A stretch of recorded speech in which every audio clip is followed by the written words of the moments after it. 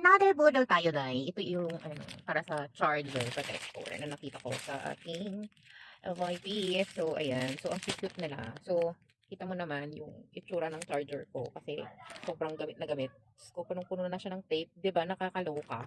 So, ito na lang natin yan i-protect kasi gusto ko tong charger na to kasi original to dun sa phone ko. So, mabilis siya mag-charge. So, let's try it. Ano ba to? Ayun, sakto siya. And the other one. So, I'll come back later on once nalagay ko na siya kasi medyo tedious siya. So, be right back. So, finish na natin nilagay yung, ano ba to?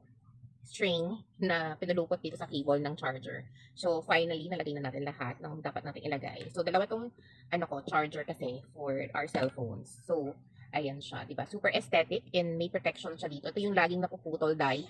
So, ayan. And also, the other end. So, ayan.